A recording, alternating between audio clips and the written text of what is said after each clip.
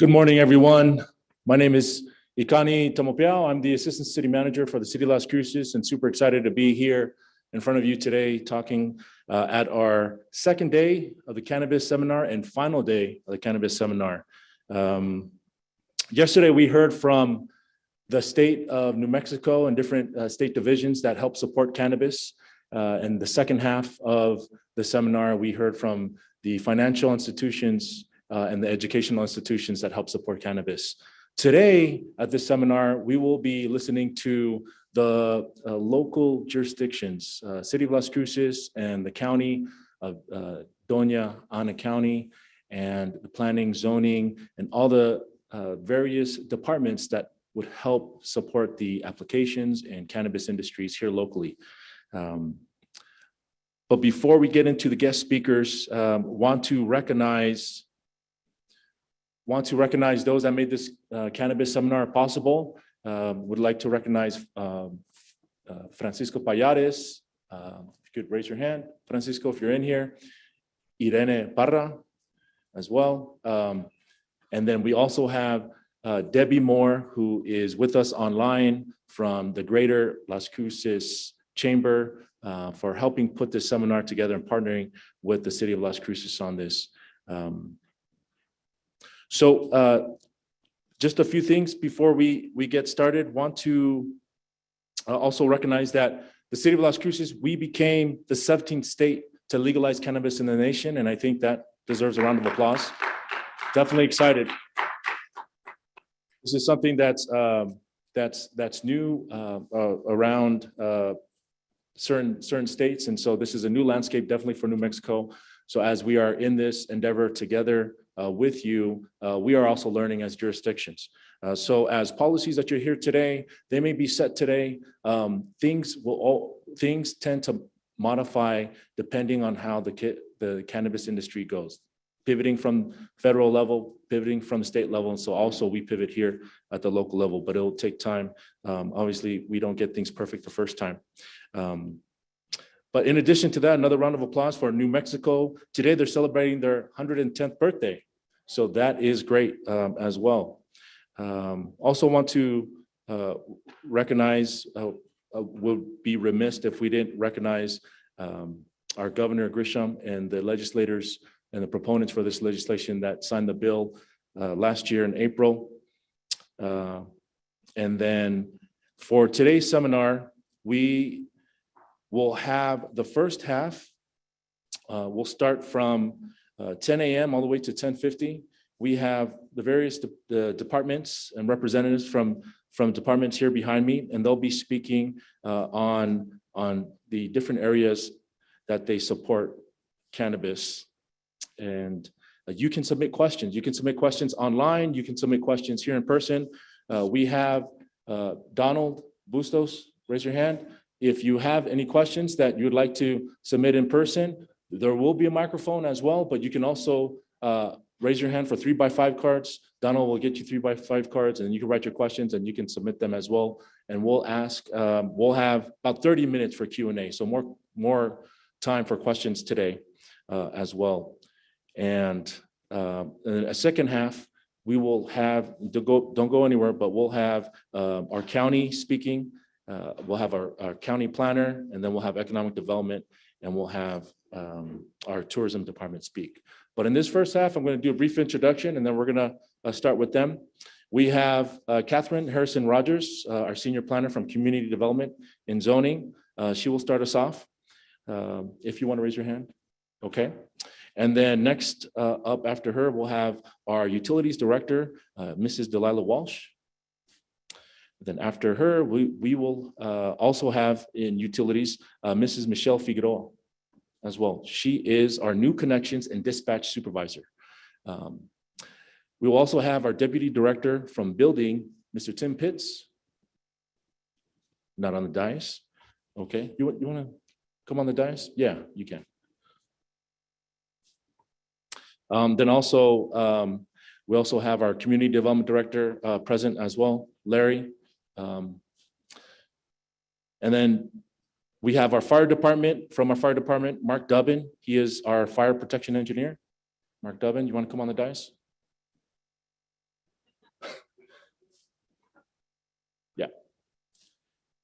And then last but not least, we will end with our police department, Mrs. Kiri Daines, our Deputy Chief, Police Department. Please. Okay, so with no further ado, Catherine, please take us away.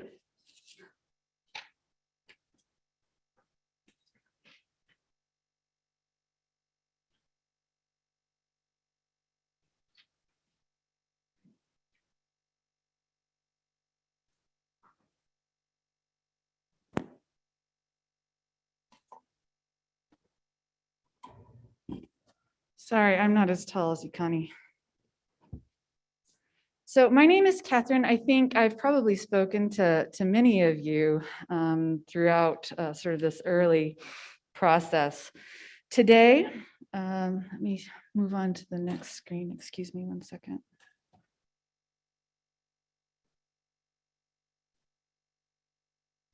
How do I change the?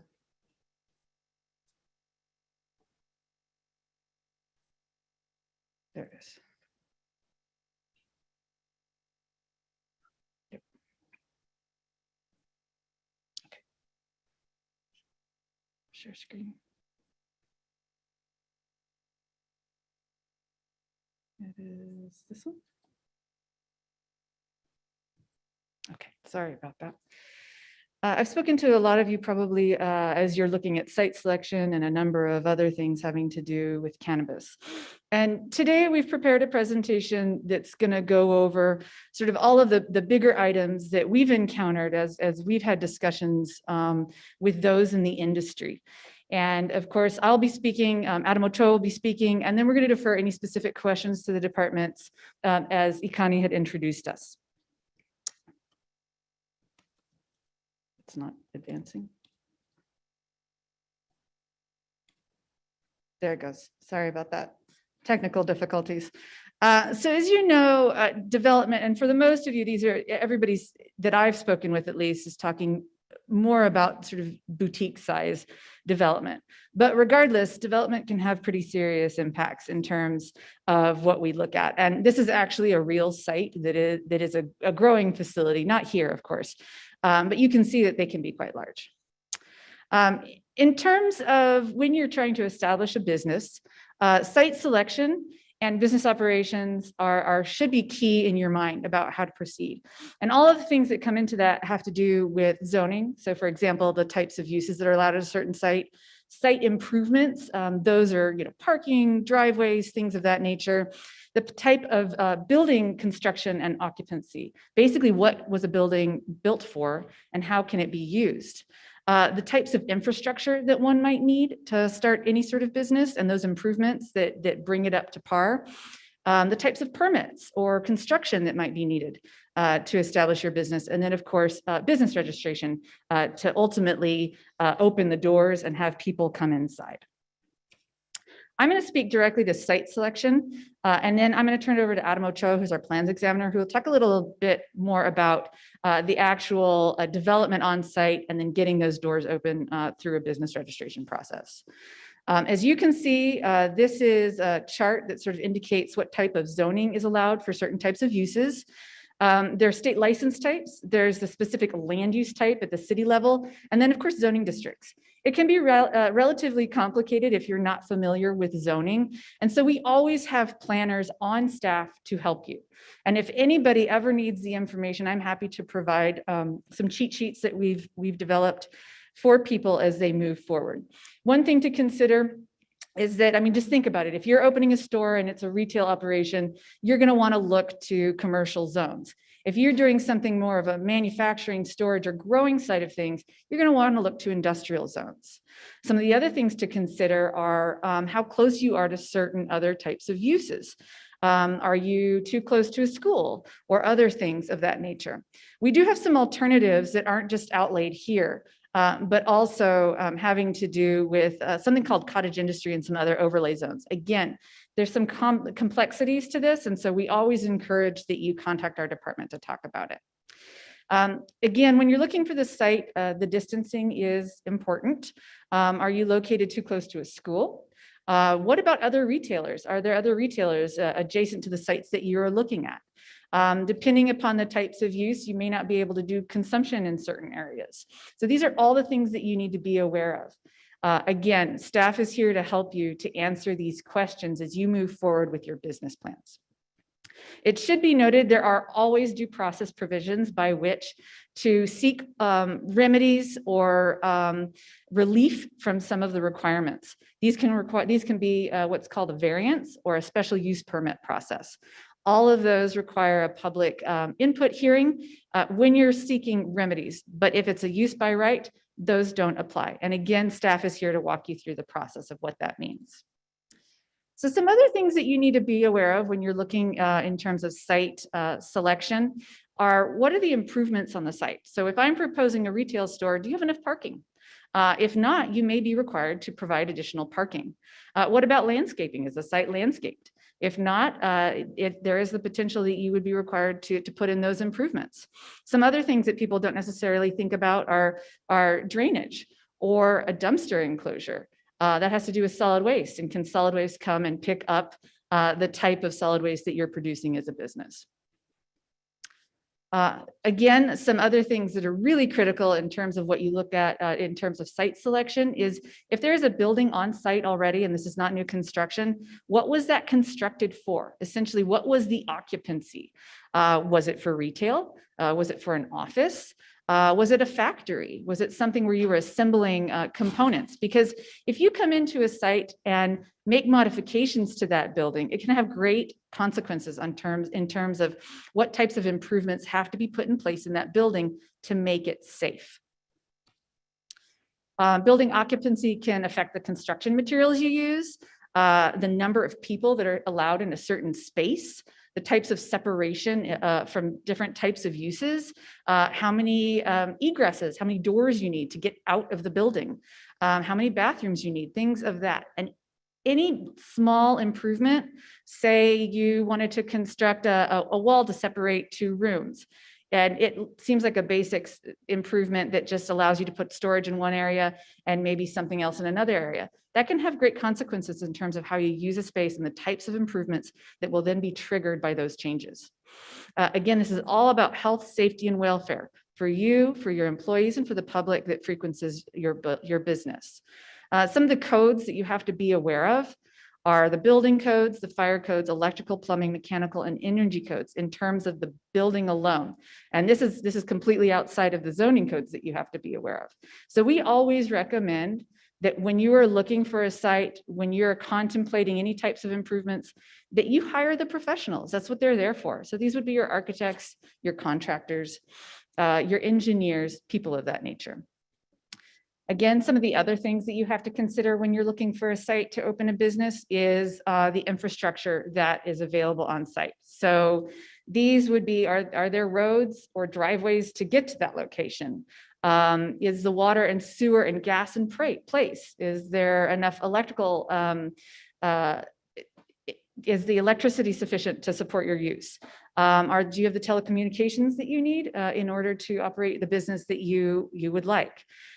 Because if you do not have these in place, it is up to the business owner to then pay for the installation of those or the extension of lines. Some of the things, again, because we have had questions about converting different buildings from what was perhaps a retail use to a grow facility. So the question is there enough capacity for that particular use? So let's say you had dry storage, but now you want to turn it into a grow facility. Well, were the water meters sized appropriately? Were the lines sized appropriately? Can you actually do that? Because ultimately it is up to the business owner to bear the cost of those improvements if the answer to that is no.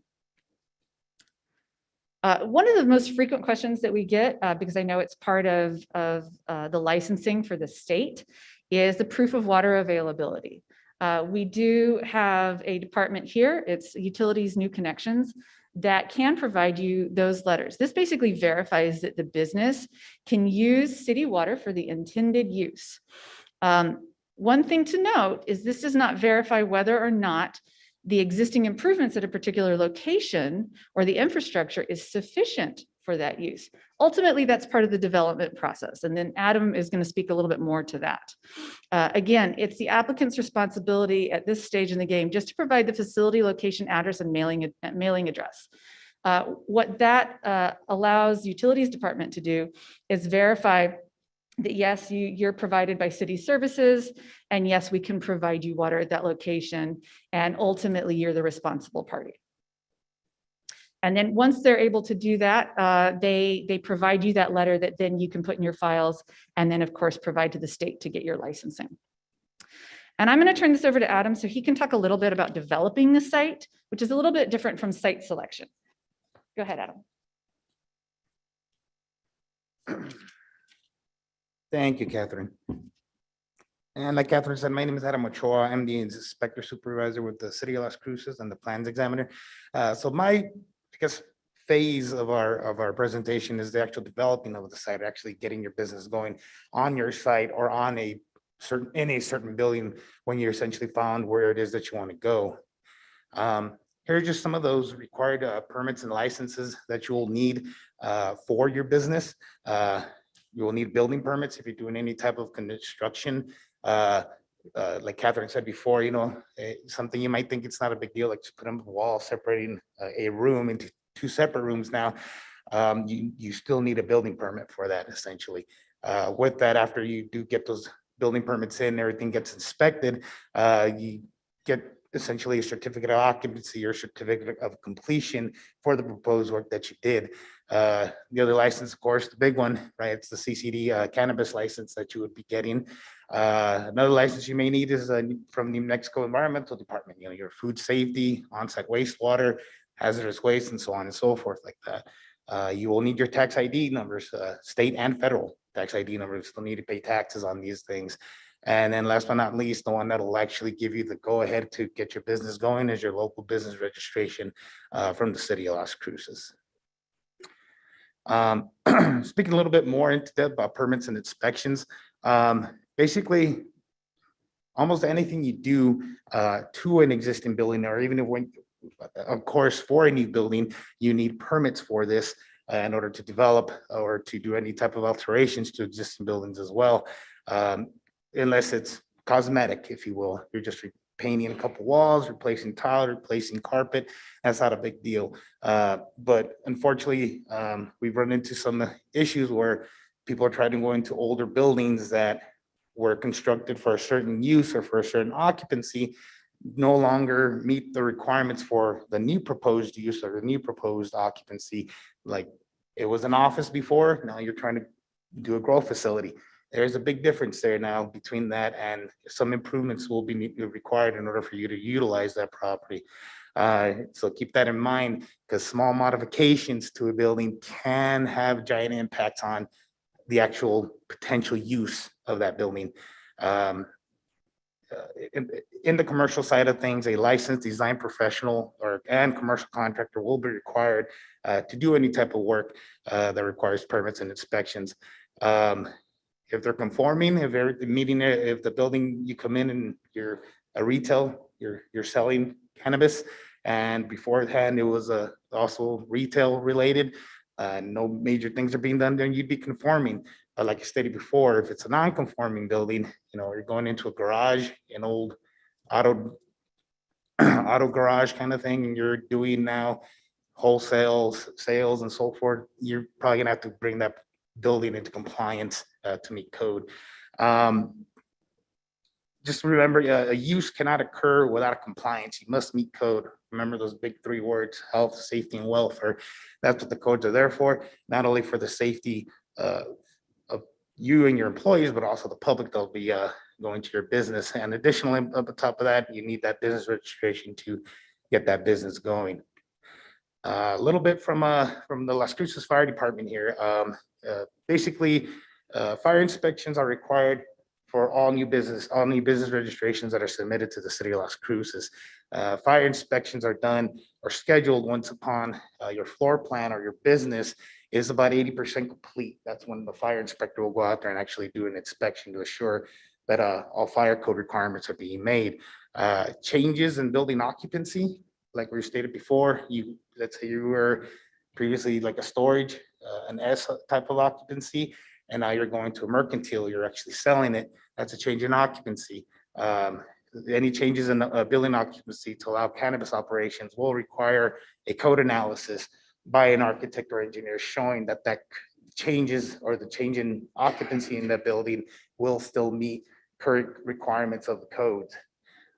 Most cannabis operations other than dispensaries will be designated as an F1 occupancy, which is factory industrial, your growing facilities and so forth like that.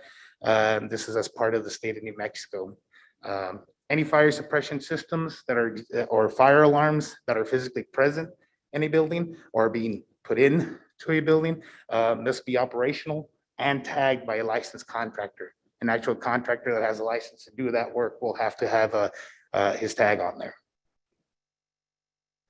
And a couple things to keep in mind. This is from our police department, I believe. Cannabis and safety. You must follow all RDL requirements. And just remember the physical security of your business, cameras, your storage area, your lighting is proper, and you're following all procedures required of you, not only by the state, but for your own business plan that you're doing. Remember, any installations of lighting, making storage areas, or adding cameras may require applicable building permits and inspections for those. Top of that, you might want to keep in mind from the safety side of things is your employees, safeguard to avoid theft, and possible embezzlement, and kind of side sales. They have their side business where they're doing side sales out of your business, and that's something that you want to keep an eye on and make sure that doesn't happen.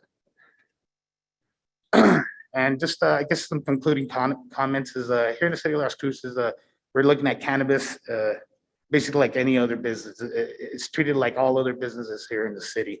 There are separate processes for each agency and jurisdiction, and it's essentially your responsibility to make sure that you follow these processes. The city can provide guidance regarding these processes and alert you to any potential issues or hurdles you may be running into. We are a regulatory body, and we verify public and employee safety through our compliance. We just want to make sure everybody's safe and everything, all businesses are being done properly. We urge you to please utilize professionals, your architects, attorneys, engineers, contractors. They're going to be probably your main line of support for everything. The city is here to support, but we cannot actually provide this type of actual, I guess, expertise, advice, if you will. So just wanted to let you know about that. Here are a list of some of the contact sections you may need to speak to. There's permits and inspections there, our business registration section, our planning section, our utility section, our fire department for prevention, and our police department as well. That concludes our presentation. Any questions, though? We're here to help. Thank you, folks. All right, so again, we have questions that people were submitting online, hopefully, and we have people in here. Irene, do we have any questions ready to go? So the question was whether or not outdoor grows would be allowed. So the answer to that is if zoned appropriately, yes. There are some buffering requirements as part of a separation of uses. Right now, cultivation of these types of uses are allowed in industrial zones. And again, there's some requirements having to do with opaque fencing and a number of other things. In terms of the infrastructure for that, again, that's more of I think you're speaking to perhaps water. That would be the utilities department that could answer that. And as I understand it, if we have water to sell, we will sell it. But I'll defer maybe to Delilah or Michelle on that.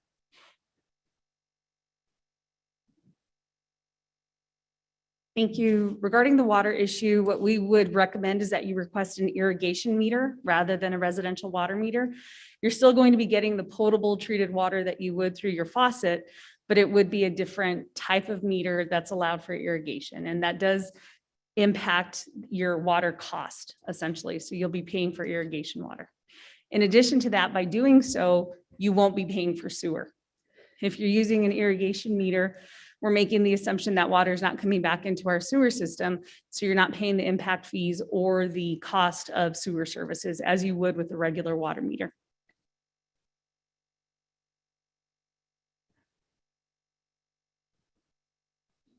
Okay, so another question is, will I be able to rent industrial space with the permission of the owner to cultivate cannabis if the zoning is accordance with the code?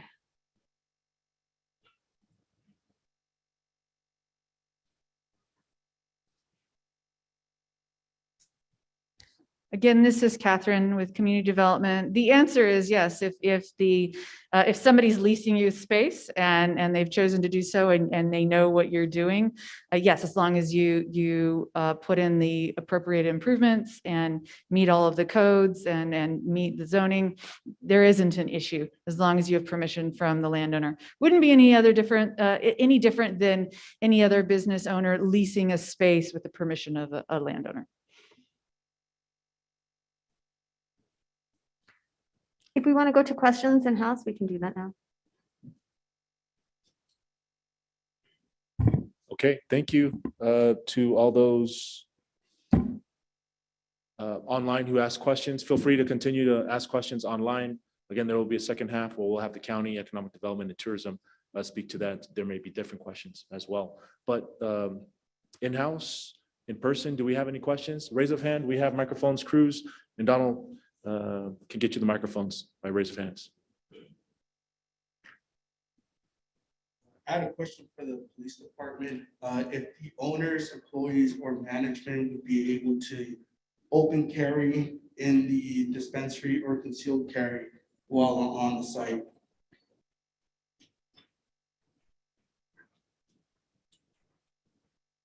Probably going to have to lower this for all the Zoom viewers. When it comes to open carry or concealed carry, whatever the New Mexico state law requires, RDL may give the licensing and regulation department may also have some additional regulations where I can't speak to. As long as you meet those two requirements and obviously act in a lawful manner, we're good to go.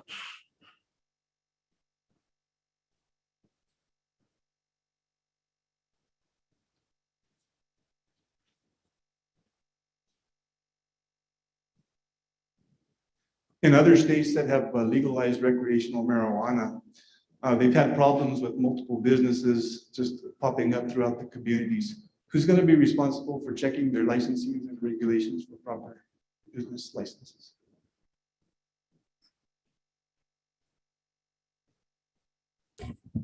I'm Tim Pitts with the Building Safety Program.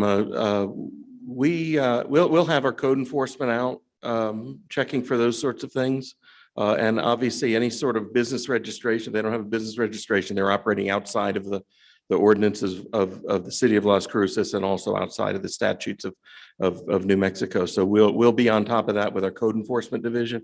And then through our normal business registration sort of checks. But a lot of that, it's complaint driven. So if you're seeing something happening out there, give us a call. We'll have an investigation done to see that that was properly registered. We're looking to see that people are operating these businesses safely. You know, as Catherine said, as Adam said, we aren't interested in doing more regulation on this business than anything else. But we definitely want to see people operating safely. So we don't like seeing people operating businesses that have not had a fire department, a fire safety check to make sure people are safe when they go in there. So.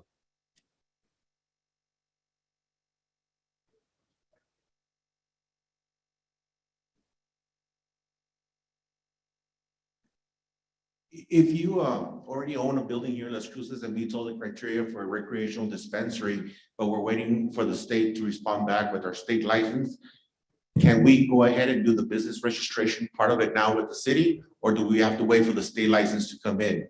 And this doesn't include obviously any permitting for the actual build out. I'm just talking about the business registration piece.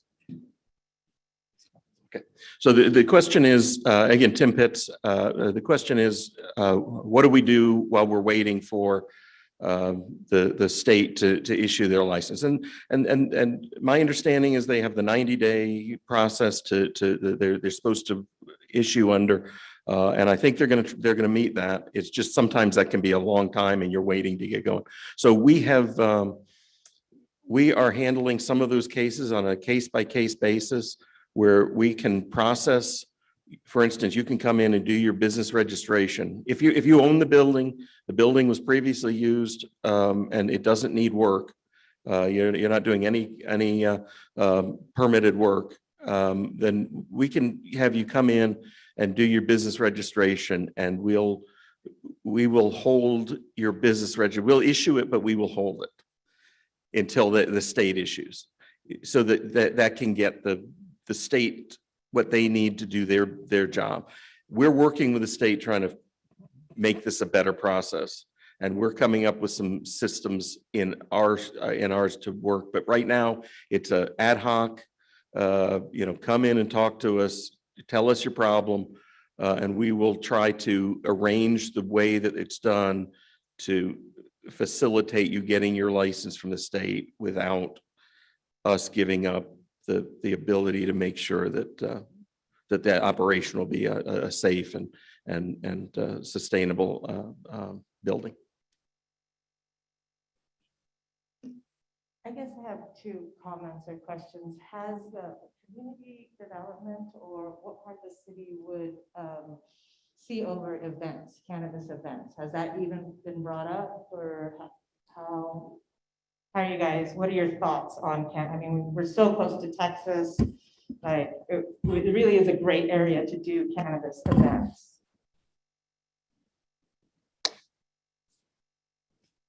So the question is, Tim, you want to take a crack at it? Okay. So the question is, how are we going to handle, again, Tim Pitts with a community development, how are we going to handle events? And it is not clear in the state statutes what is legal in an event.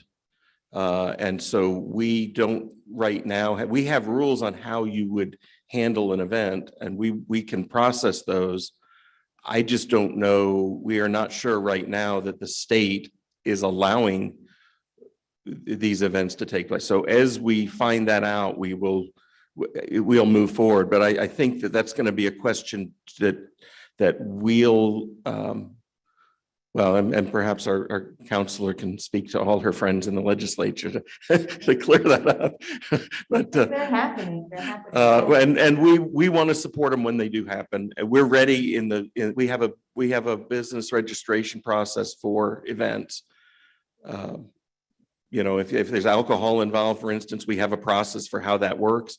We don't have a process for how you get a consumption area that is not a permanent physical location. So you're waiting for the state. And so we're kind of waiting for the state for that.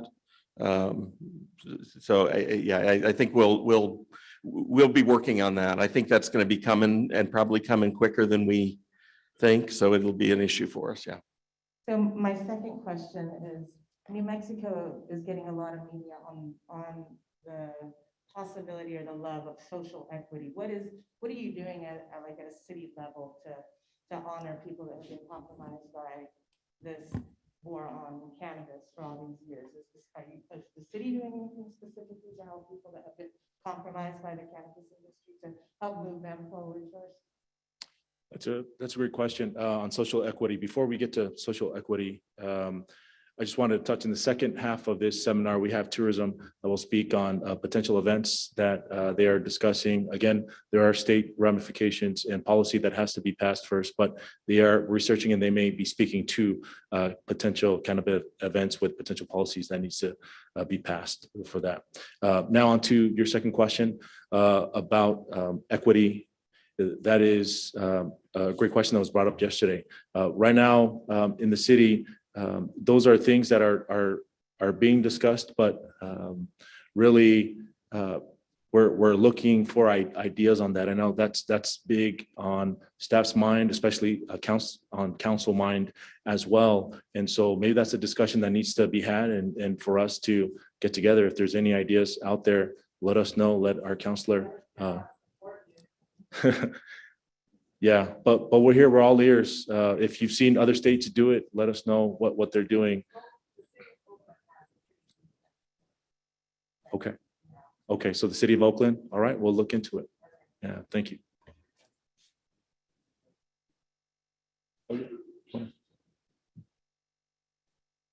Thank you. My name is Dr. Crystalline with Starlight Projects Foundation, and we are a community organization. We are here in Las Cruces. We're a federal agency.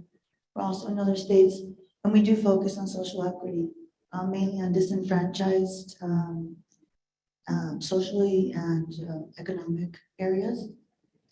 We are working locally with people that are not just looking to seek the licensing for cannabis, but other business entrepreneur ideas. So we are willing to work with the city and the state to work on social equity ideas that will promote a pathway to better empower the disenfranchised zones that we have right now with the backgrounds that we're going to have roadblocks and with the financing and all these other things. Those are the gaps that the foundation can help with. So we're definitely here to support the community and the city and the state in any way, and we're federal, so we can take ideas from other places and feedback that way.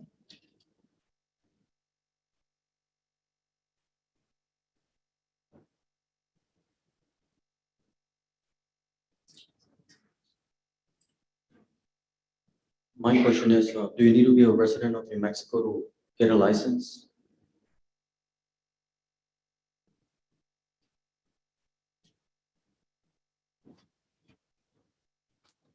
Tim Pitts with Community Development. The question is, do you need to be a resident of New Mexico to get a license? And I believe the answer to that question is no, but that's a question for the state CCD. But to open a business in Las Cruces, you do not need to be a resident. You just need to have your operation in the city and follow and make sure you have a New Mexico tax ID, a business registration from the city, but you can live anywhere. And I believe that that's true of the state's rules as well, but I can't speak to it.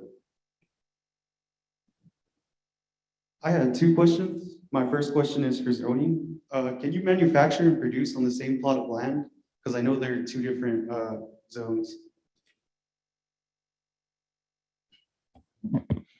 The answer to that question is yes, you can. It depends on kind of how big you're speaking to, because there are different provisions depending upon if it's a micro business or not. But for the most part, yes, we do allow that. Just have to make sure that you're meeting all of the occupancy rules in terms of the building code and then the zoning regulations. But yes, you can combine those uses.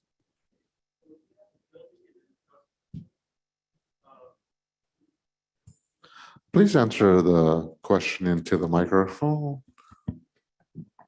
If you have a building in the industrial zone for manufacturing, what's the process for, like, I guess, getting the proper licensing to also produce there? And would you have to like change the zoning to be a commercial zone as well? Or to produce, grow, manufacture at a particular location? No, you wouldn't need any sort of zone change if you're an industrial zone. Something about industrial zones, you can dedicate a certain percentage of your total square footage of a building to retail sales as well. But you just need to make sure that one, you're zoned properly. So I would start by contacting the planner of the day to ask those specific questions. Two, you would want to hire an architect or an engineer to do a code analysis of the building to make sure that all of the improvements are there. Once you determine that, then of course you could proceed with any building permits that you might need to make it a legitimate use. And then of course your business registration.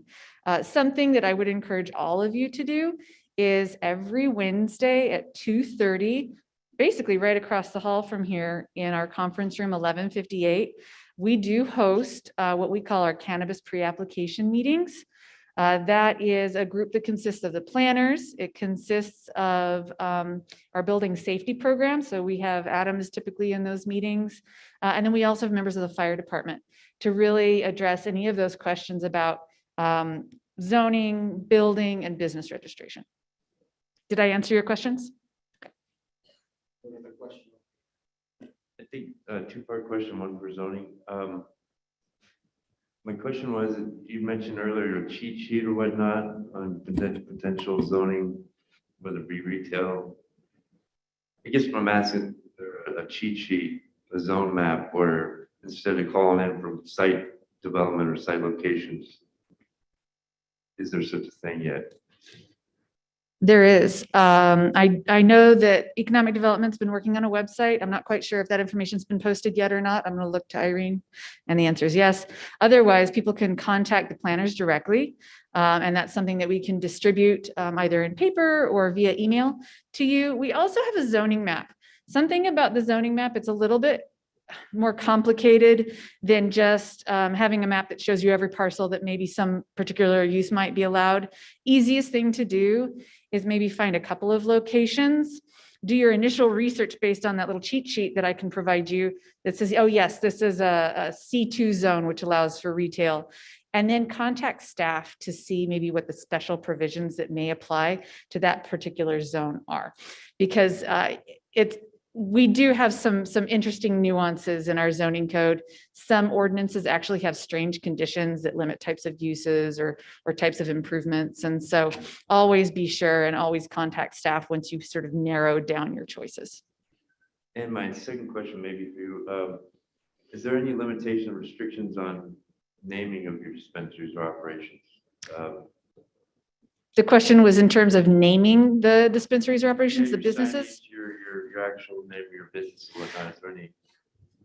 What I noticed, like, okay, you know, your dispensaries here now, they're Ultra Health, Pecos Valley, OSC, they're generalized. Is there any restriction? In terms of naming your business, as long as it's not copyrighted and as long as there's perhaps not another business by that name, then you can name it essentially whatever you want. When it comes to signage, we do have a sign code, and cannabis uses must follow the sign code that's in existence. We're not going to treat you different than any other business. And so just make sure that your signage in terms of where it's located, the size, how it's mounted on the building, or if it's a monument sign where it's mounted on the site, that those all comply. You do need a permit for signs, just so that you know, permanent signs do need a permit. Perfect, thank you. You're welcome.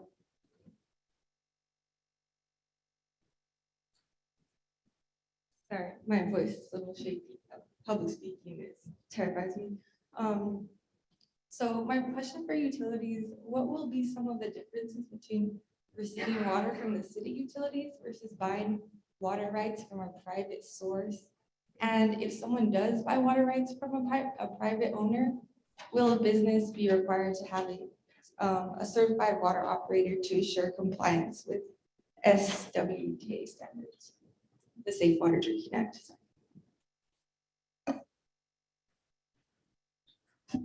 Delilah Walsh, Utilities Director. On your question, if you choose to irrigate, like through a well, or you're buying water rights, or you're irrigating off another system, that would be handled just like any other agricultural well permit.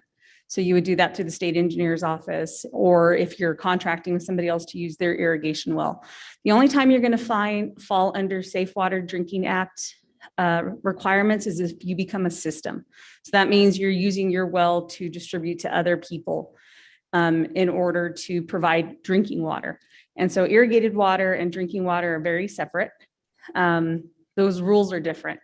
Once you become a system, meaning you're distributing from your well to more than one individual, or you have 3 homes hooked up to it for drinking water, then you would have to have a water operator and certified operators and things like that, just like a mutual domestic or a city utility company would. But that's only if you're distributing drinking water to more than one, your own well. Like if you had a well at your home, obviously you wouldn't fall under those acts. But when you start distributing from your well to other homes, then you do have those requirements. But if you're just an agricultural irrigator, you wouldn't fall under those rules. So did that answer the question? Okay. Got a question over here. My question is also for utilities. So you were saying something earlier about a irrigation meter you can have installed, and then you can buy water from the municipal water, is that correct? Oh, so can we have can you have an irrigation meter for your system? Yes, And this is through municipal water. correct. That's So correct. does that So apply to Domiana County as well? if you are on the City of Las Cruces water system and we have water service, you've gone through Michelle's department, we've sent you a letter saying we can serve you at your parcel or your lot or wherever you're operating, that's at the point you would, if we provide water to you, you would purchase City of Las Cruces water. And you can do so with an irrigation meter, meaning that you're not going to be paying the sewer charges, only the water charges at that rate. That same thing? That I can't answer. If, it depends on which water system you're using. So if it's us and we're servicing the area, you can, but you'll have to check on the tariff sheets for Moongate Water or Domiana Mutual Domestic Water Company, Talavera Water. There's several mutual domestics outside of the city of Las Cruces, as well as private water companies, and you would have to check with them on their rates and what's available. One more question over here. Yeah, hi, and it may actually be utilities, sorry. I work in retail, and so one of the challenges that we dealt with is disposal. And the administrative code has a pretty specific process for disposal, but one of the clauses in it says specifically to follow applicable waste disposal laws. And so I wonder if there's anybody that can talk about applicable waste disposal laws related to cannabis. The way that I addressed it was working with the Solid Waste Authority.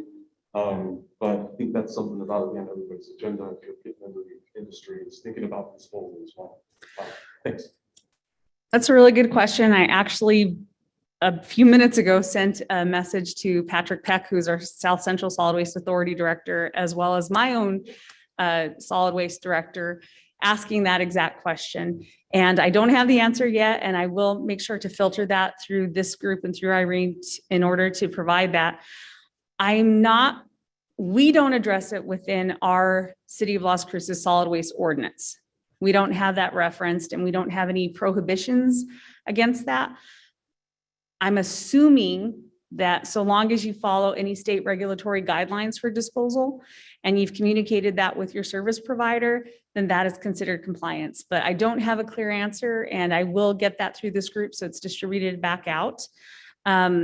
We do have a green waste site at the City of Las Cruces where we accept green waste for processing into mulch. And then I can't answer for South Central Solid Waste Authority. So that's a great question, and I wish I had a response for you that's more clear, but I don't right now. I can say with certainty that under our ordinances for the City of Las Cruces, it's not addressed. So again, I'm assuming that so long as you're complying with whatever regulatory guidelines are within your own licensing, that it is acceptable, but I will get a better answer from staff.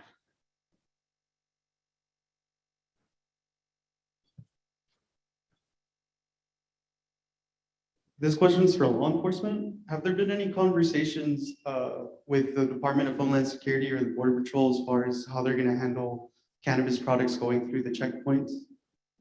And like possibly establishing an MOU for people that are properly licensed? Deputy Chief Danes, Las Cruces Police Department. The Las Cruces Police Department has not done any of that. You understand that the Homeland Security and Border Patrol is all a federal agency and they fall under federal law. So we have not done any of that. We're only concerned about what's going on within the municipality of Las Cruces. That may be something that will be addressed in the state regulatory stuff. I don't know if anybody else has any input on that, but I think that's one of the things that is probably in process, but we as the department have not looked into that because in the city of Las Cruces, it's legal.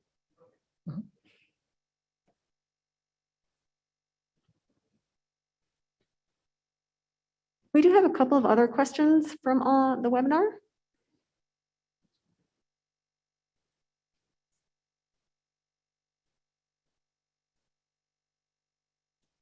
So one of the questions is, can I rezone my home if I have a separate building located on my property for growing cannabis?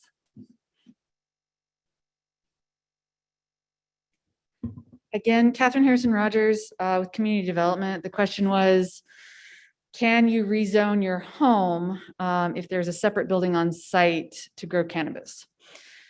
So there are a couple of provisions regarding that.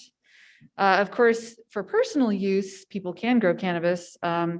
Each adult is allowed 6 mature plants, 12 total per household. You can't exceed that, but that's for personal use.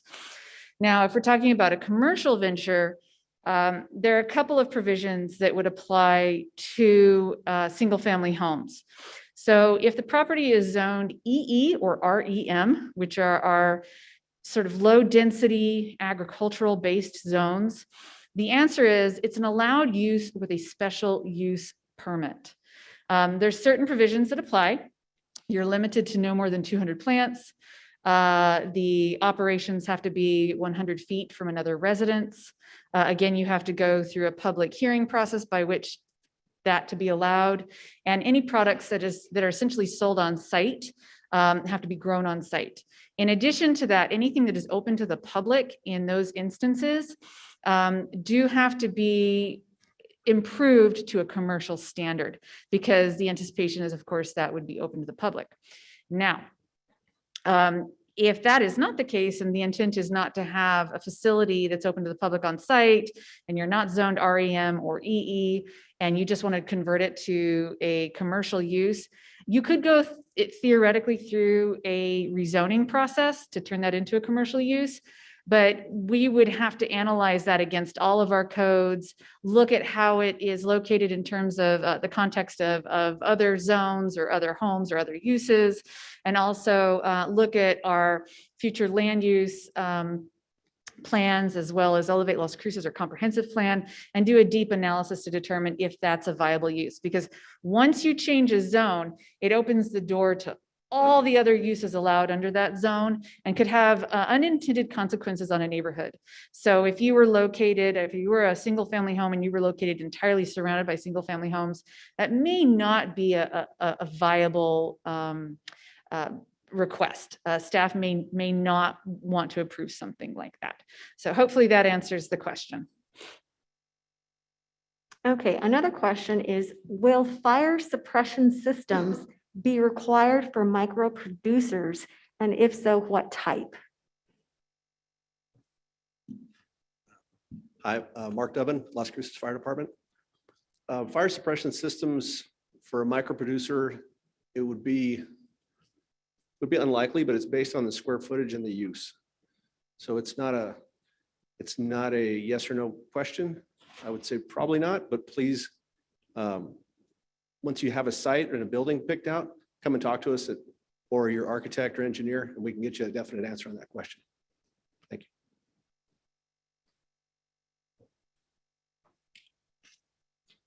you. Okay, and another question is there a different licensing process for growers versus distributors?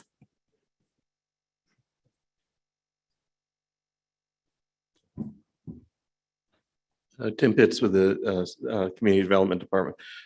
Is there a different process for growers or for distributors? There's not a different process. It's the same process with the city. I don't speak for CCD and your state process, but with the city, it's the same process, but there are a lot of different concerns depending on what you're doing. You know, growing, manufacturing, these are factory uses. There's a lot of concerns about safety and so on. Distributing, meaning, I assume that means retail is what they're talking about there. Not the drivers, for instance. It's a different thing. If you're just carrying around the couriers and those sorts of things, that's a different. There's very little we're concerned about that. You're just going to get your business registration. But if you're talking about retail sales, then that's going to be again, what we're concerned about there is safety of the public. What we're concerned about is that your building is suitable for what you're doing. But the process is the same no matter which one of those you're doing.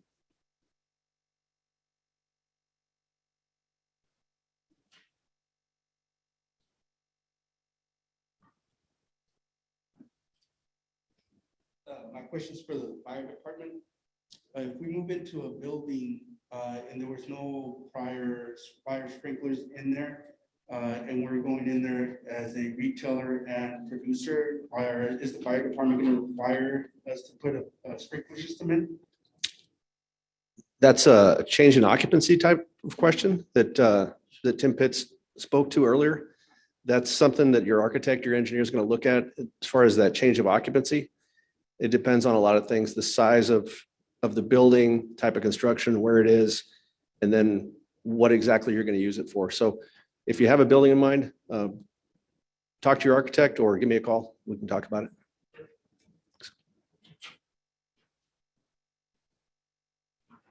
I'm not sure if this is the right forum for this, but have you guys had any kind of open conversation about where the tax money for cannabis is going for the city?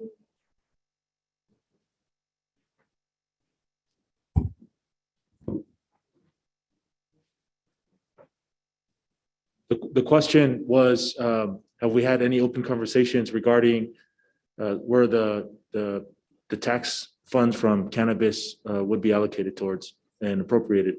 Great question. We haven't had any specific conversations, but City Council is very interested in allocating those to their desired areas that the community needs. But when we passed this policy last year, we had asked that we would delay this until we got to January, got through April, and the funds were actually there. Because and then we'll come to City Council and have more information, have funds, and then at that time we'll have that discussion with funds available. So more to come in time. So thank you for. Of course. Of course.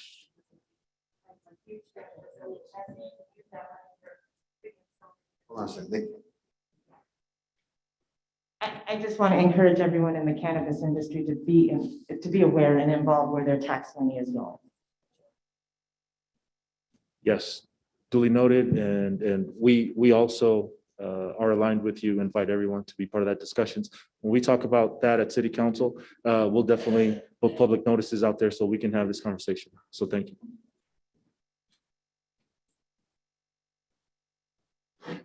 There goes all my stuff. I'll pick it up in a second. How's it going? My name is Chad Lozano. My question is really for the city, more of the conversation of the consumption lounge, consumption area being outdoors kind of thing. I know it's banned in the city and actually the county. Is there going to be any conversations in the future about maybe changing that? I kind of feel that there's a few things that were brought up that kind of, I don't know, misconception. I mean, 1,000 feet is kind of far in between them. Not everybody in a consumption lounge actually smokes. And it just kind of seems unfair because I can walk downtown, there's a fence this high, and there's people smoking outside of a bar. So I didn't see really a lot of the real reasonings behind it. Thank you. Catherine Harrison Rogers with Community Development. It's a great question. Yeah, all of the provisions that were put in place are open for further discussion. Ultimately, this is a new industry. If we, through experience, realize that impacts aren't as significant as perhaps anticipated, or really were are sort of a moot point, yeah, absolutely, we have the ability to go back, look at those ordinances again and make adjustments. Something that everyone in this room should know is that we are currently undergoing a zoning code and development code, including design standards, rewrite. And so that is an opportunity to look at those provisions, see if there are some adjustments that need to take place, and then make those adjustments. Ultimately, those drafts for the consumption of the public for review will be available probably in about a year's time, in which case there may be some modifications. And part of it is just seeing what the impacts to the industry in the city are, because we don't know what we don't know. Correct? So that's kind of where we are. Something just to clarify is that we don't have any 1,000-foot distancing. That was something that had been proposed months ago, ultimately wasn't approved. All of the distancing requirements are 300 feet at this point in time. And consumption is allowed just indoors only. It's not outdoors. But we have had a lot of requests, specifically because people want to enjoy, nice patio environment with good views of the mountains and or the sunset. So we've heard that, and we're looking forward as we rewrite the codes. Hi guys, my name is James. I just wanted to make a brief comment.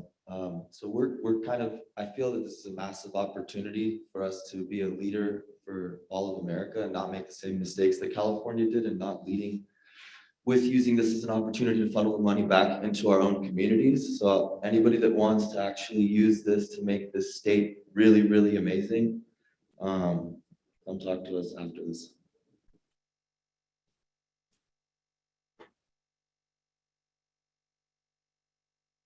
There's Tim Pitts with the community development. I kind of want to address that point. And that's something we've been talking about. We have this Wednesday afternoon meeting, and I'm sure many of you have been there.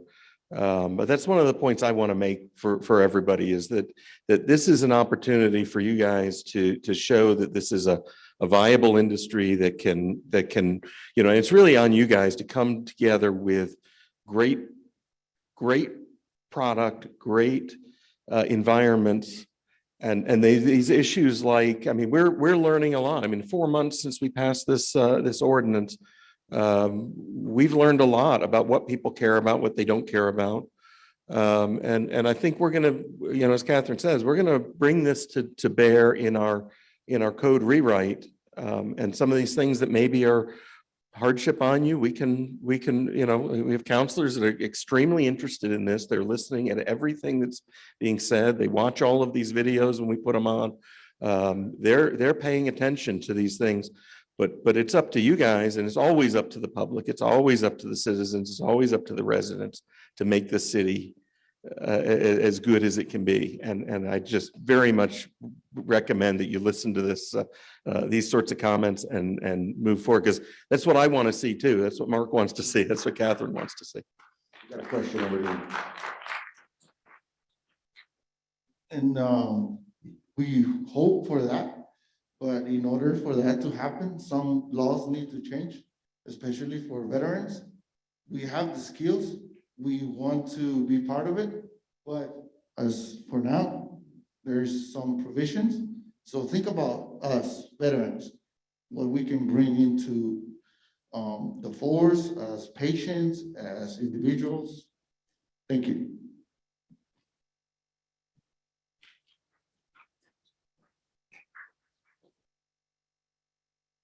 I do have a response on the waste disposal that I did receive back.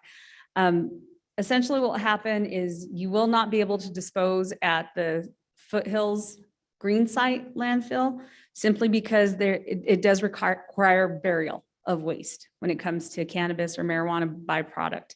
And so since we don't landfill there, we won't be able to comply with that. However, I did receive a response from South Central Solid Waste, and it does require a special waste burial.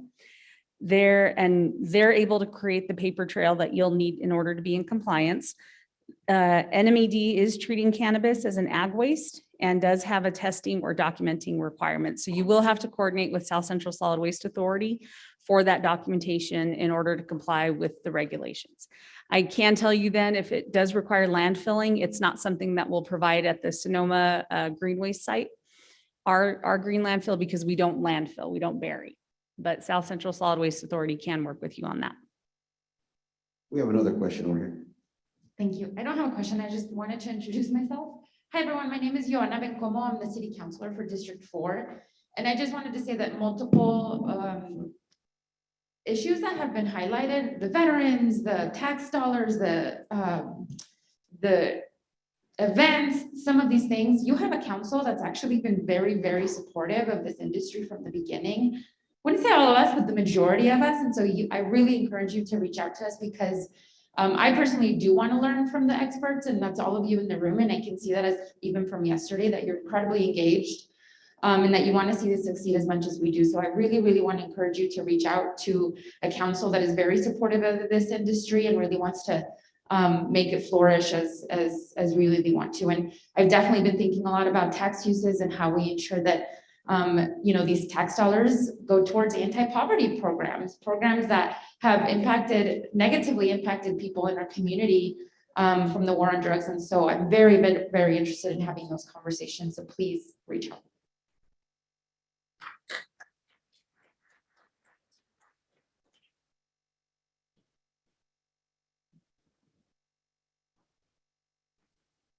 One final question and then we can move on. If I want to sell CBD and cannabis in the same retail shop, can I use the same license?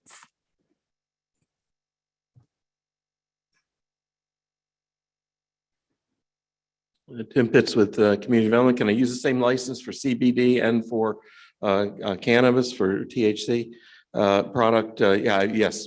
There's no limitation on, at least there's no city rule on that, and I'm pretty confident that the state has the same stance on that. That they've gotten rid of the various licenses for various things, and there's just one for cannabis, and hemp is out of it, but it's all the same process. We would manage it the same way.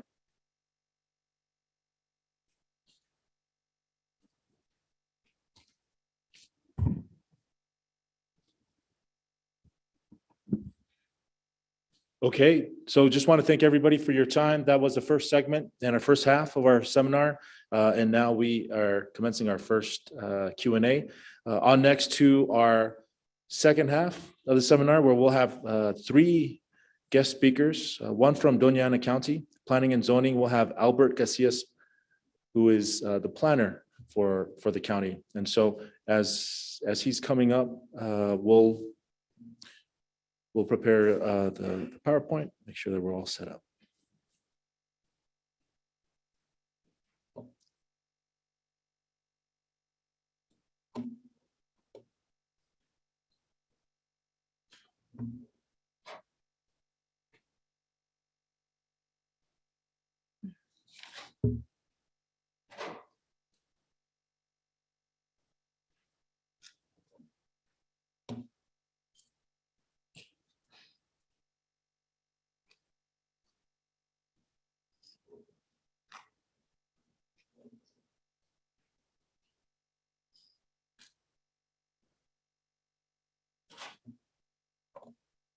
Let's just enter in next week.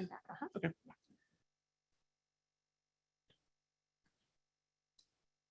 Good morning, everyone. My name is Albert Casillas. I'm a planner in Doña Ana County. So today I'm just going to be talking about the cannabis amendments that were just adopted on December 14th by the Board of County Commissioners.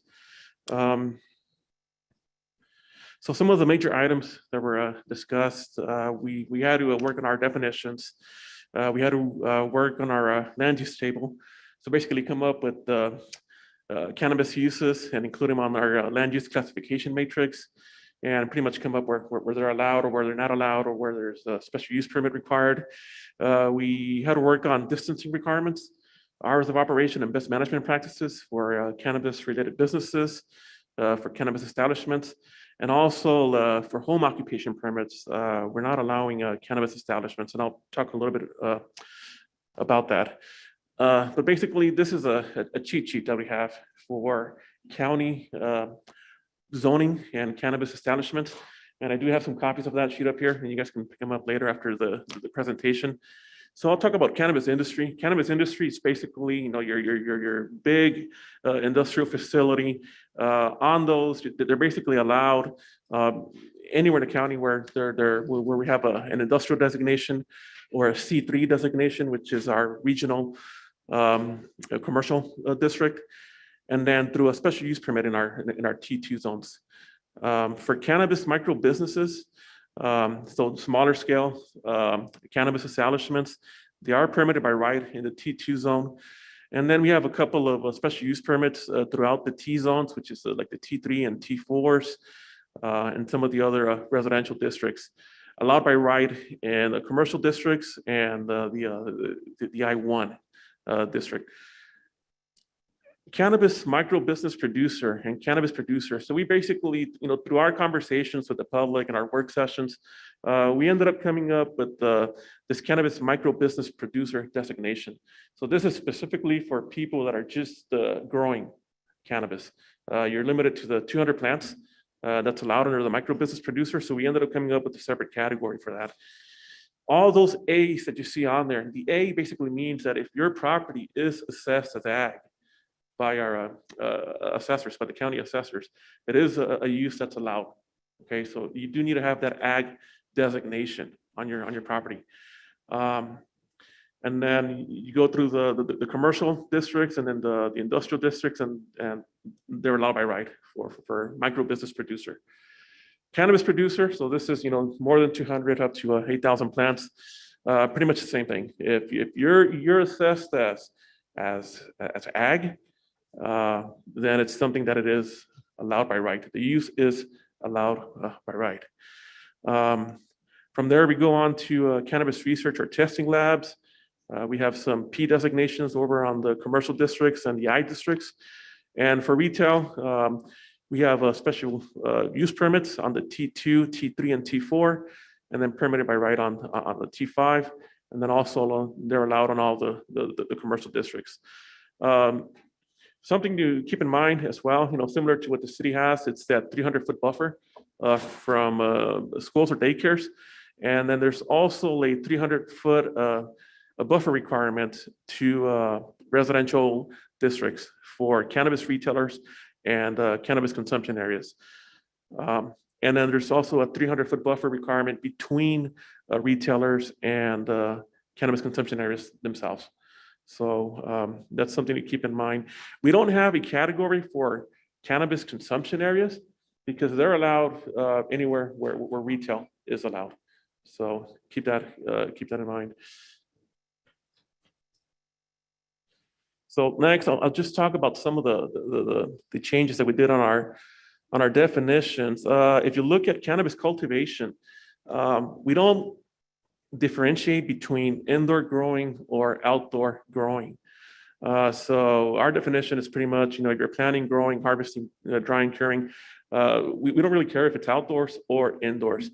However, through yesterday's session, there might be some implications through maybe the Office of State Engineers for water rights, because there is a big difference between growing indoors and outdoors, according to their rules. So just keep that in mind. And also through building permitting requirements for actual structures where you're going to be growing. The other one, of course, there's that definition for micro business producer, and this is just basically to facilitate anybody who wants to grow no more than 200 plants.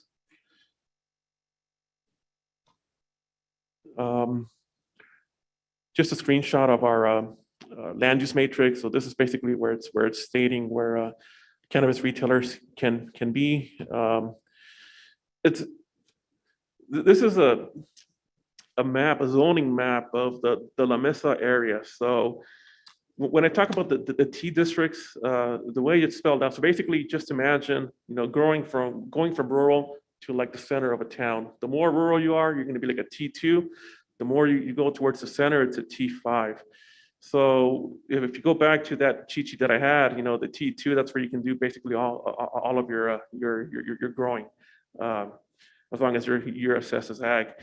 We do have a lot of T2 in the county, so a lot of our discussions really focused on the growing of the cannabis plant. So that's where we really had to kind of come to a consensus, not just between us, but also with the growers who were more expert in the area.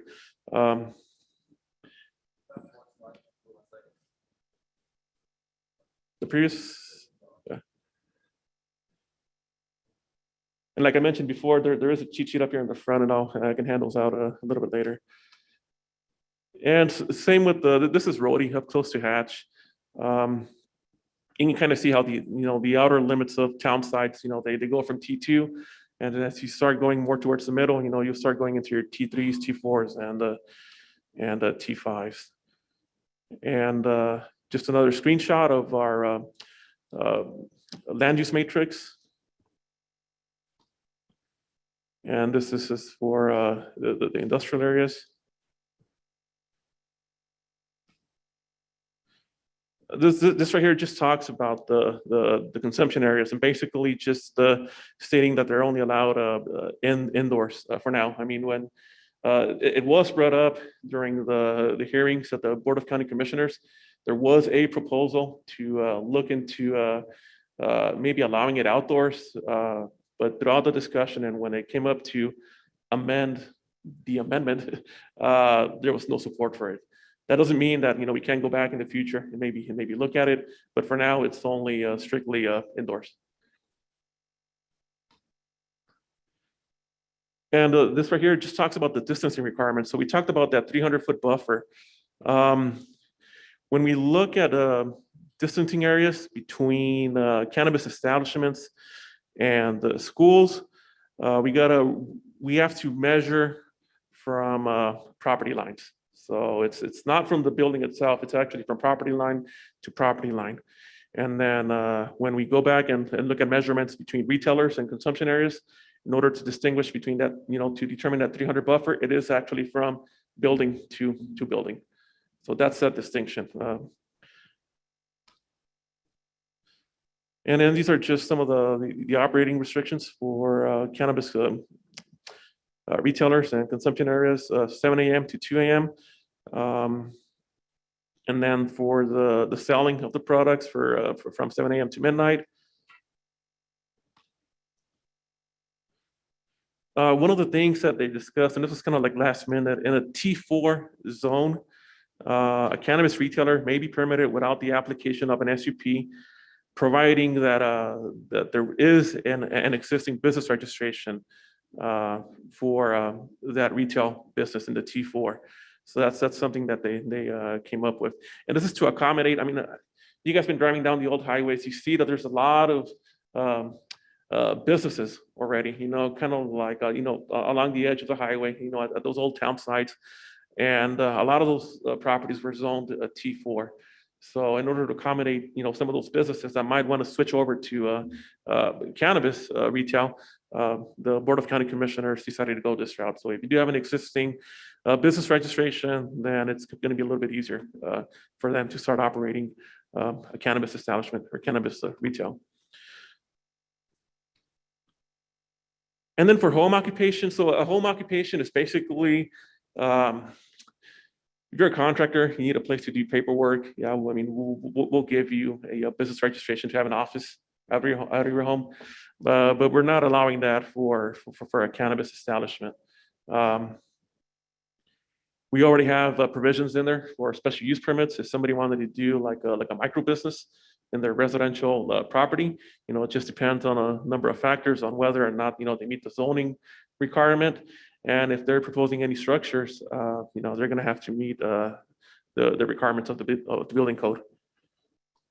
And then for that, one of our building inspectors, he basically gave me a cheat sheet, and I didn't have that on the presentation. So I'm gonna go down this list real quick for requirements for cannabis facilities in Doñana County. So all cannabis facilities will require a building permit and any related permits to comply with the code sections below. And right now they're operating under the 2015 International Building Code for New Mexico Commercial Building Code, the 2015 Uniform Plumbing Mechanical Code, the 2017 NEC, 2017 New Mexico Electrical Code, the 2015 International Fire Code, and the 2018 International Energy Conservation Code. I do have copies of this also as well here for you guys. Number two, all cannabis facilities will be reviewed as a commercial application, and the licensed New Mexico contractor with the GB 98 will be required for the permit. Construction drawings will be required to be signed and sealed by a licensed New Mexico design professional. And we do have a pre-application meeting requirements for anybody who's planning on starting a cannabis business. Hoop houses, if you're out there growing and you're using a hoop house, it will require a permit. These plans are not required to be signed and sealed, but the manufacturer design specifications will be required. So when you buy a hoop house, they usually come with a design already. So just go ahead and bring that in. For outdoor grow areas, shade cloth structures constructed for nursery or agricultural purposes do not require a permit. So those are the comments that I got back from our building services department. I'll give out some phone numbers for you guys to, if you guys want to write them down. Building services, their phone number is area code 575-647-7350. And then my direct line in planning, if you guys have any zoning questions, you guys can reach me at 6117. And then once again, my name is Albert Casillas, and I'll stand for questions after the presentations are finished. Thank you so much, Albert. So just to let everybody know, in person and online, Albert's PowerPoint presentation, along with everyone who presented today and yesterday, they will be online on our cannabis information page. So if you just Google City of Las Cruces, go to cannabis website and just scroll down, you'll see these PowerPoints, and it should be on by the end of the day today, with the video from today and yesterday of these meetings will also be up by the end of business today. So with no further ado, we'll have the Economic Development Department, Irene Parra, Francisco Payares, and Elizabeth Teeters.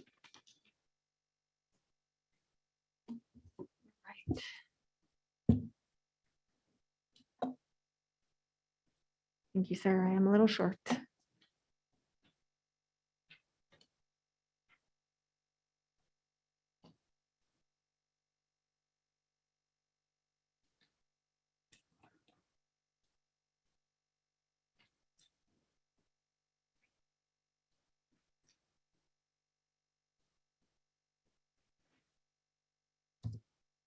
All right. Well, thank you all again for attending.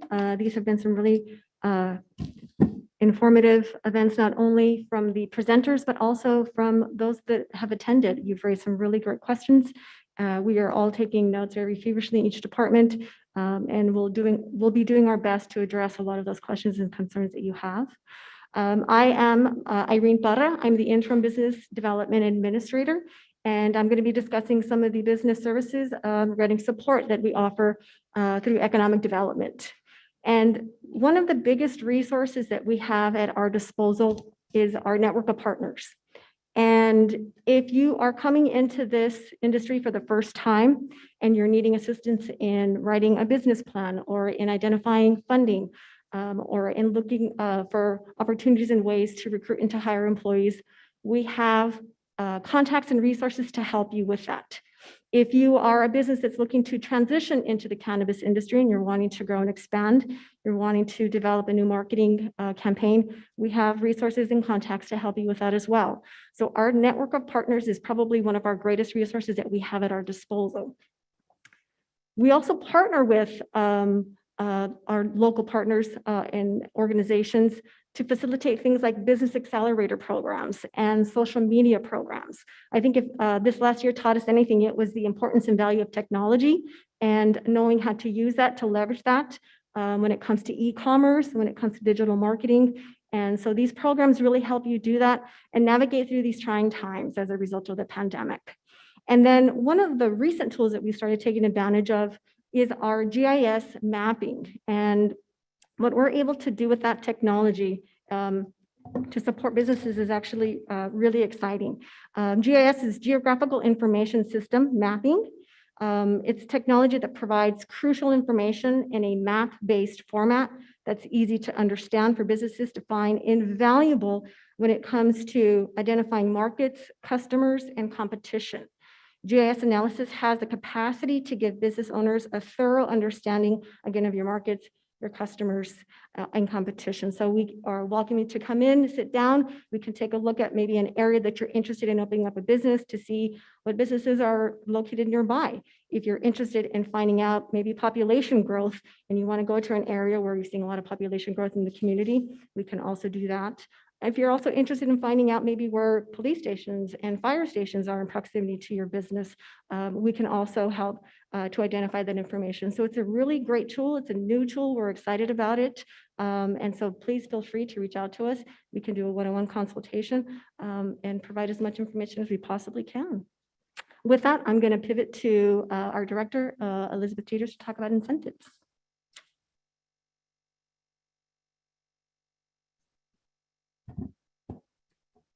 Good afternoon, everybody.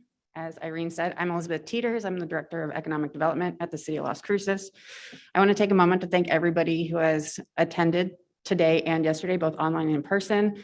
We're excited about this industry coming to the city and to the state. So we thank you for participating. So with that, I'm going to briefly talk about business incentives. I just want to start with saying that, the state NMEDD did talk about these incentives yesterday, most of them. So this is just going to be real brief. We are letting them take the lead on the cannabis effort when it comes to business incentives. So with that, we have our local wage plus program. Now, this is paired with the state's job training incentive program, JTIP, that was discussed yesterday. So for every qualifying job in the JTIP program, if that job is 10% over the county median wage, which is a little over $35,000, we will provide a $1,500 reimbursement on top of what JTIP provides. Along with that, the Local Economic Development Act, LEDA, is a state incentive, but it is also offered at the local level. So again, NMEDD is taking the lead. They're the ones that are doing all the legwork for this kind of program, but the city can offer LEDA funds at the local level. So like they said yesterday, this is not statutory, but discretionary. So it is up to the vote. So when we do LEDA, and it goes to city council for approval. So it's up to our city council to approve how much funds you will receive. And it is on a reimbursement basis. So it is not a financing tool. So you have to, like they said yesterday, you have to be able to fund your business 100% on your own. It is just here for assistance. And then also, like they said yesterday, you must have your full licensure through RLD. All right. And next, I'm going to pass it on to Liz Vega. Hello, everyone. I am Liz Vega. I am with Visit Las Cruces, and I am the event manager and also handle some of the special markets, one being space tourism and the other one being cannabis. So both getting high in Las Cruces. So I want to talk about a couple of things that we're working on. One is being a good cannabis tourist. So on the table, when you exit, there's a little handout that we created, and it has some best practices and tips for being a good cannabis tourist. Some things like keep it in New Mexico, so it can't cross state lines. Take it slow. We know we're going to have people from Canna Curious to cannabis connoisseurs, so we want them to know their limits.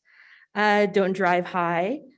Using local rideshare and taxis, things like that, lock it up, and know your local laws. We have learned in the past couple of days that there are local ordinances specific to Doña Ana County. So on the back, we also have some information for websites that you can go to get some information on that. Some of the other things we're working on are marketing unique and safe experiences for visitors. We want to be able to offer tours of dispensaries, of farms. So if that's something that you're interested in, please contact us. We'll list you on our website. Culinary and wellness, we know those are going to be big things with visitors. So we're hoping that there's going to be businesses surrounding that as well as the safe transportation options that we already talked about. A couple of initiatives that we have within our office is that we're building relationships with local retailers. This is for conferences. So we are thinking that there are going to be conferences specific to cannabis that come to our city, and we want to be ready for that. We also know that there's going to be conferences who want to add on days to experience cannabis within our city. So we want information for them to have on that as well. Like was mentioned earlier, special events is something that we are waiting for kind of state direction on. We've had plenty of discussions within our own city on how we can support them. So if there are local retailers who have special events, that's something that we can help market. But the last that we had heard that there's not going to be a special event permit like there are with alcohol special events. We're hoping that's something that's going to change very shortly. We also have arrival to departure customer service training. So this is a general customer service training for Las Cruces. It has information on things to do, how to best deal with customers. It's an online and in-person class, and this is free and open to the public. So the first half of the class is online, goes through 7 modules, and then we have a live class. And during this live class, that's when we can discuss these special markets. So we currently have a lot of information on space tourism that we give out, and we are adding cannabis slides for future classes that we have. And then we want to act as a resource for additional specific training, especially related to our hospitality industry partners, hotels, restaurants. So for hotels, we've actually gone through a couple of these trainings where just training the employees on what to do if somebody leaves their cannabis in the room. Those are topics that might come up. Or for restaurants, if they're asking their server, where can I go? What are the retail options in the city? So giving those resources to our hospitality industry partners will hopefully then help all of you as well. So those are a couple of things we're doing, and please make sure to pick up one of these handouts on your way out, and it has our website on there as well. Thank you. Thank you all. And then the last portion that I will be discussing is another service that the Economic Development Department does in terms of workforce. And first of all, I wanted to congratulate you on your new venture, right?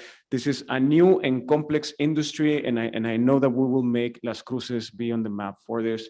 So first of all, I know it's a lot of risk, it's a lot of regulations, it's a lot of different aspects that you have to think about and you have to plan accordingly. But first of all, it's a congratulations for this venture, and I know that the show up and so many people interested in the industry is very relevant that you're here. So thank you for that. And secondly, the Economic Development Department was just recently tasked with workforce development issues in the city of Las Cruces.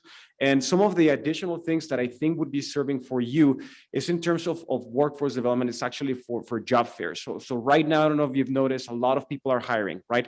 So in a lot of places, you're going to be competing for workforce. So starting early, starting the demand that is going to be here, starting to plan ahead of that is actually quite relevant for your business. And it goes along with the training that it goes for the different licenses, but also for the customer service that Visit Las Cruces has as well, is very relevant, right? The fact that you have a good trained workforce is very, very necessary for you. So some of the resources that we have from the Economic Development Department is that we do quarterly job fairs in partnership with New Mexico Workforce Connections.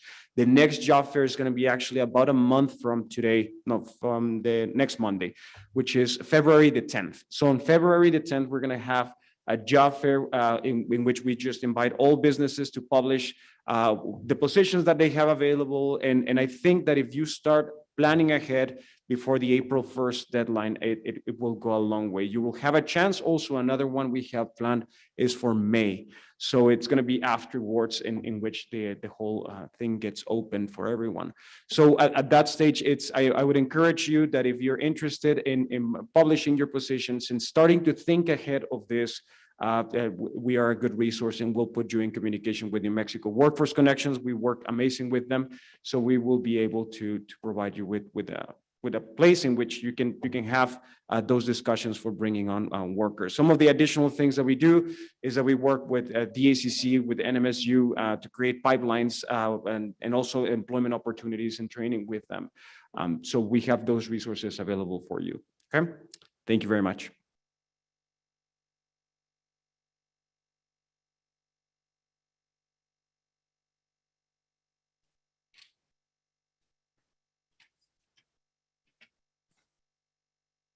Okay. So thank you to the presenters. Now we are going to open up the floor for Q&A. We may have some questions online. And then why don't we start with questions in person? By the raise of hands, feel free to raise your hands, and we'll have those with mics come get to you when we have that. And if we want to have our county planner, if you want to step down, get ready. I'm sure you'll get some questions. But are there any questions in the room at this time? Is there anything with regard to you guys helping people get their criminal records expunged?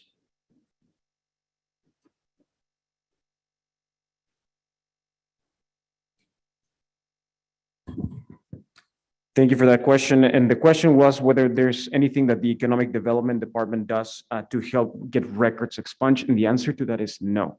No, but nevertheless, I think we could ask the right questions to the right people in the state to get you in the right direction for that.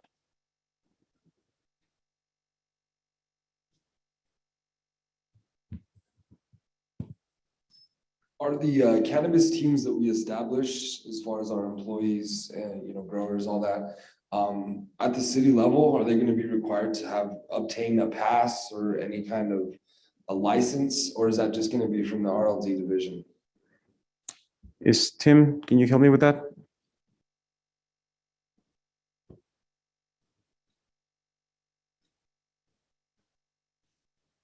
Thank you. Tim Pitts with the Community Development. So the question is, are your employees going to need to have separate registrations at the city level? And no, they will not. Only if they are operating as independent contractors, and they would be doing it. So if they're couriers and they are operating independently, if they are your actual employees, you're under your HR, your payroll and so on. No, the business is what gets registered, and we'll be good with that.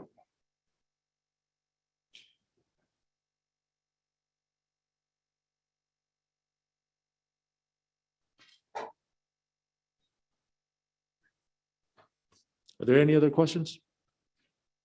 Okay, gentleman in the back.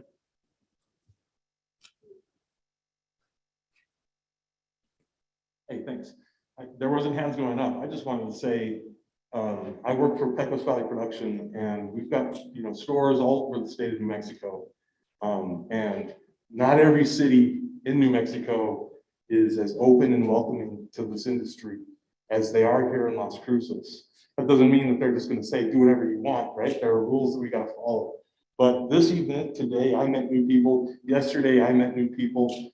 The more we organize, the more we talk to each other, the more we're going to be able to present city councils and county commissions with plans to change their rules according to what we know are probably best practices. And so I just wanted to say that I appreciate the city hosting this. I think it's excellent because we're in battles in other cities, and we're not here, right? They're inviting us in to talk about this. So I think that's cool. Thanks, and thanks to the council for being here.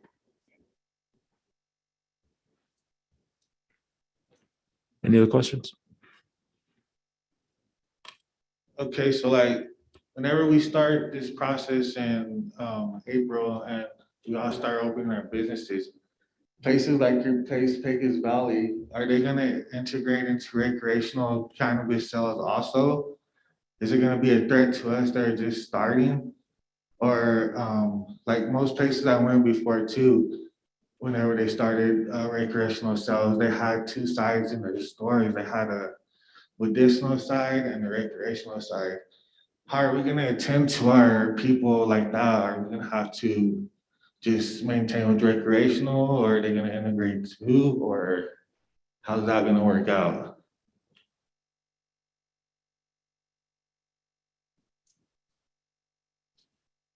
Tim Pitts with Community Development again. So the question is, how does the existing medical marijuana that was permitted previously? There is a little bit, the way that the statute was written, there is a little bit of an advantage to those businesses because they are established, and they will transition into full-time, it'll be the same license that that you will have as a new person.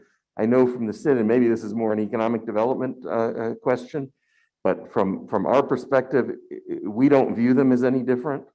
And I think that, and I think you heard this gentleman, I think the idea is, and I go back to the comment we made earlier, the industry needs to work together to make this thing work. The little guys are going to come in and they're going to have a hard time because they're going up against big guys, and that's just, you know what, that's no different than any other business, and that's what you guys wanted. You wanted to be in the open. You wanted to compete in the free market, and that's what you're going to get to do. But I think we're going to do our best to make it an even playing field, at least from the regulatory perspective, that you're not getting anything harder than what they got. And we've got people coming in from other states that are coming in with well-defined game plans, well-defined business plans. Yeah, it's going to be tough, but you know what? I think our people are up to it. I think our Las Crucens are up to facing that challenge, and I look forward to it. One more question. Oh, sorry, So- Donald, can I? Go ahead real quick. Yeah, real quick. So along with that, for any business that's looking to start, whether you're looking to start or looking to change and grow, that's where the city's resources come in that Irene was talking about. You know, we have great partners that can help with business plans, can help with funding, can help with all these different things. So, you know, we're here to assist you as you get your business going or whatever you may do with it. So we're going to do our best to try to make sure like all of these businesses succeed. So I just wanted to make sure you guys know that please don't hesitate to reach out to us. We can assist.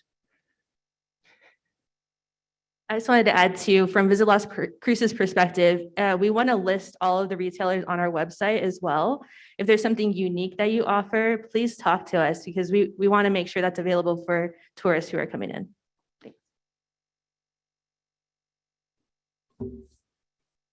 My turn. Okay, like my question is this, have you guys been dealing, you guys are on the city and the county level, have you guys been dealing with the state level to be able to get licenses pushed out? We're talking about April 1st deadline, opening up. There is no way it is possible for anybody to produce this product to be ready April 1st, even if you had your infrastructure in place, unless you're already established as a medical, because you're already one up on everybody else. So that is the favor they are going to have. But like I said, there's $500 million being invested that is already invested this year in infrastructure alone on people waiting on a license from the state level. Are you guys there communicating with the state, trying to push out, see what you can do to help them, everybody to actually let these people be able to start into the business? You know, as it is, they are going to take a gamble if they pull out of their pocket right now and start building the infrastructure. Like I said, there is no way possible for anybody here that doesn't have a license to produce already to be able to have a product ready April 1st. That is a 5-month away process. They can jumpstart it, they go off of cones, whatever, and get a little jump that way. But even with that being said, if they don't have their stuff in place and they don't get their license within the next couple weeks to a month, there is no way that there's going to be product available for these people to be able to do it, which accounts to my second part of the question. There is going to be a shortage in this state. So whatever you guys can do, and we appreciate everything you guys do to help out on the state level. I know different departments and stuff, and it's hard, but it seems like we have sat back and regulated and tried to come up with these solutions, which is hard, but we go off what other states have done, take the knowledge from there. But once again, what can you guys do to help on the state level to let these people actually become part of this new economic growth for the state? Tim Pitts with Community Development again. I don't know if Councilor wishes to say anything on this, but I think from our perspective, we can't do anything with the state. We do discuss with them and we do talk with them and we do try and make the process work better. But what we can do for you and what we are doing for you right now, Fire Department and the Building Safety Department have worked together to come up with a system that makes, you know, it's not the way we want to do things, but the way we want to do things is we want to go in there and we want to look at what what you've got, and we want you to be ready to open, and boom, that's how we handle businesses. You know, when you open your bakery, we go in the last minute and we say, yes, this looks good, open up this afternoon or open up tomorrow. We don't, but we understand the issue you're talking about, which is that there is a time period in which the state has to operate. And we want to give them the time they need to do their thing. I'm not trying to get in the way of their business. So we're working our processes to help you out, to get your process up there so it's not impeded by our process. So we're getting you up there with a license if they can do it, or if they can issue us a preliminary approval. And we're talking about those sorts of things, but you know, you're absolutely right, and I think that for the distributors, the retailers in the audience, I think, you know, finding a supplier is, you know, it's far more than you're you know, getting the you'll get your license eventually, but are you going to have the product to put on the shelves and so on? And there's not, it's going to be a problem. It's going to be a problem, and we know that, we're hearing it. It takes forever to get these licenses through. We understand that. But we will do everything we can to minimize at least our time on that and to get you moving forward. So we're cognizant, we're aware, and Mark and I sit and talk about this stuff. What can we do? Is this going to be safe if we let, is that going to be a safe environment to let someone open up in? Are we going to get proper, construction? Are we going to get, so we talk about that, but we're also aware that we got to give you the space to get your registrations through, your licenses through. So that's, I guess, the best I can say. We can't solve the problem, but we are doing our best. If you guys are in communication, what feedback have you gotten from the state? I'm sure you guys raised that same concern about getting the licenses. The first step is for to get the business license for even through you guys, which is probably 7-10 day process to get a business license. So you get your plan to file within the state level. Tim Pitts again with community development. Those are the sorts of discussions we're having, and as we do it, they are learning things, and we're learning things. So, but really, right now, their problem at the state, I'll just be perfectly frank, is they were not funded. They don't have staff. And they are trying to piece together a staff to get this work done. And so what we're, at this point, our view is we're going to do what we can to make their process work better. There's not going to be a lot of fixing this year. It's going to come next year when we're going to fix the steps. Because I don't want to get on the phone with Linda and pull her away, because she's actually issuing the permit. So if I sit on the phone with her for an hour, that's a permit she didn't issue, or a license she didn't issue. So I don't want to do that. So that's part of where we're at. They're under the gun. April 1st is coming fast, as you say. I mean, it's 3 months away now, right? Yeah, I mean, it's not like, I get you. And as I say, but I'm very sympathetic to where CCD is. They're in a bind, and they need to hire staff. They need to get people in there to do this stuff. That's why we don't have answers to some of these questions, is that they're just trying to meet the expectation of the statute right now. And so we'll get there. But your point is well taken, well understood. I think Elizabeth has something to say to it too. Yeah, I just wanted to add that, like we're saying at the local level, that you can come to us. Councilor Ben Como said that you can call your council in your district. We also have state representatives and senators I would recommend reaching out to, because they're the ones that directly impact the legislation at the state level. So, I just look up who yours is, reach out to them, share your concerns, because, that's why we voted for them. That's their job. So. I have a question over here. I was just going to comment, we talked about the shortage, and I think that we all know in this room that there's going to be a significant shortage. So making sure that the city also knows there's going to be a shortage, and the implications of what that shortage are going to look like, I think are probably worth it for law enforcement to think about, for everybody in this room to think about when it comes to security, and making sure that we're prepared for shortages and angry people because of those shortages. It's already a dangerous industry. Again, I work at Pecos. We had somebody try to ram their truck through our front door last week. And so they went to extents that I was surprised to try to get in. So it's, be prepared for security, and with shortages, that's one of my top priorities right now, is making sure that the environment we present is safe. The shortages, we've seen it in Arizona, we've seen it in Colorado, and then you've seen what happened with the black market. And that's what you guys need to prepare for. Because if there's a shortage, the streets, what's being grown, what's going to be brought in from other states is going to be an issue. What have you guys thought about on handling those situations? And like I say, we're all in the same boat together.